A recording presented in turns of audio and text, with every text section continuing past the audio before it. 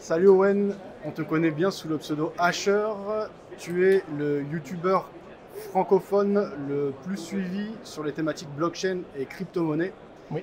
On s'était pas rencontrés physiquement. On s'était entretenu, oui, on avait fait un Skype il y a à peu près 1 an et demi, je crois. C'est ça, 1 an et demi. Tu es très speed, tes affaires et ton influence ont bien augmenté depuis. Quel est ton ressentiment quant au secteur des crypto-monnaies et de la blockchain? Alors, quant au secteur des crypto-monnaies, ça s'est un petit peu calmé parce qu'on est moins dans le bull run, dans cette explosion qu'il y avait eu en fin 2017. Ouais. Par contre, l'écosystème blockchain, qui est basé du coup sur les crypto-monnaies et qui est indissociable, lui a continué à évoluer. Même s'il y a moins de gens qui s'intéressent à l'investissement tout de suite sur les crypto-monnaies, il y a plus d'acteurs, il y a plus d'entreprises, il y a plus de solutions et surtout, on commence à voir les premiers use cases. Maintenant, on voit pour la première fois la blockchain, cette technologie qu'on avait vendue et qu'on sentait prometteuse. On commence à voir les fruits de cette technologie et des solutions qui règlent des problèmes dans la vie de tous les jours. Donc ça commence vraiment, on se rapproche du fondamental.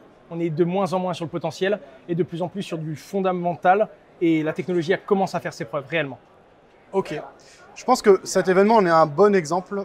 On parle de l'adoption. Et bien, effectivement, il y a une adoption de plus en plus large. Et là, il y a des gros acteurs institutionnels classiques qui viennent. Donc, on a le mélange de ce nouveau monde de la crypto et de la blockchain et des gros acteurs. Oui. Mais pourtant, ça ne se ressent pas encore, en tout cas pas suffisamment, dans les cours des cryptos. On Tout est à bien fait. loin de l'euphorie de 2017, alors qu'il y a plus de monde, plus de gros acteurs, donc théoriquement plus de capitaux. Pourquoi ça ne se ressent pas d'après toi? Et bien justement, c'est même pas pourquoi ça se ressent pas, c'est l'une des grosses incohérences du monde de la crypto-monnaie. Généralement, c'est comme ça pour les entreprises. Détrompe-moi, enfin, dis-moi si je me trompe, pardon. Normalement, une entreprise est valorisée, enfin, elle vaut réellement par exemple une valeur, on imagine 10. Ouais. Si elle vaut 11, elle est surévaluée, le but ça va être de la vendre parce qu'un jour ça va se réguler. Et si elle vaut 10, enfin si on peut acheter l'action à 8, on va essayer de l'acheter là parce qu'en fait elle est sous-évaluée. Exact. Donc en gros, il y a le fondamental, la vraie valeur de l'action et les traders essayent de savoir quand est-ce qu'elle est sous ou surévaluée. Et bien dans la crypto-monnaie, c'est totalement décorrélé. C'est que de la bulle spéculative, c'est-à-dire que 90%, voire peut-être même plus des flux qui sont dans la crypto-monnaie, c'est que de la spéculation. C'est-à-dire qu'un gros trader, une personne qui est milliardaire, qui vient aujourd'hui, qui achète des bitcoins sans réfléchir au marché, elle peut faire exploser tout l'écosystème à la hausse. Alors que d'une minute à l'autre, c'est pas parce que cette personne a décidé d'acheter beaucoup de crypto-monnaies que la technologie est devenue 2 fois plus fiable, même si le bitcoin a fait x2 en quelques heures. Et bien pour l'instant, l'embrayage et le moteur sont encore décorrélés. C'est-à-dire que le potentiel de la blockchain enflamme et excite la spéculation, ce qui fait qu'il y a beaucoup de gens qui investissent. C'est pour ça que des fois les cours explosent à la hausse. Quand c'est monté trop haut, ceux qui ont pris des suffisamment bons bénéfices, à un moment ils veulent sortir pour enregistrer leur plus-value et donc Ouais. ça redescend. Mais ça ne suit en rien la vraie courbe et la vraie évolution de la technologie. C'est parce que c'est décorrélé. Et on s'en rend compte aujourd'hui. Moi, c'est l'une des premières fois à la Paris Blockchain Week que je me rends compte qu'il y a d'aussi gros acteurs, des Ouais. grosses entreprises, des exchanges, des institutions, des gouvernements qui commencent à investir, qui commencent à développer des solutions blockchain. Et pourtant, on a connu le monde de la crypto-monnaie quand on était en contact à l'époque, beaucoup plus haut que ce point-là aujourd'hui. En valorisation, ouais. Donc ça ne représente vraiment pas la technologie et son fondamental. Et je pense que la prochaine explosion, la prochaine hausse, va y avoir une ouverture mainstream. Ce sera devenu connu. On n'aura plus à présenter la blockchain et le bitcoin comme on l'a fait et comme on s'est battu pour le faire sur de nombreux tableaux. Et ce jour-là, un jour, les deux vont s'aligner, ou du moins les deux seront devenus beaucoup plus cohérents. Ok, c'est intéressant. Alors toi, comme je disais, tu es aussi entrepreneur au-delà Tout à fait. des activités YouTube que tu fais du côté peut-être influenceur, je ne sais pas si c'est un terme que tu apprécies. Tout à fait. Ok, donc entrepreneur notamment dans le mining, et je crois que tu as d'autres choses, est-ce Tout que à tu fait. nous en parlais?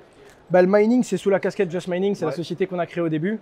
On a clôturé notre premier bilan, on a embauché une dizaine de personnes, donc ça a Ah très ouais. bien fonctionné. Ouais, Ce qui s'est passé, c'est qu'on a capitalisé sur à peu près plus de 2 millions d'euros de chiffre d'affaires ouais, pour embaucher du monde, développer des solutions. Les gens veulent investir sur la crypto-monnaie. J'aime pas trop conseiller et dire voilà, investissez maintenant sur tel jeton, maintenant sur tel jeton. Je suis pas trader.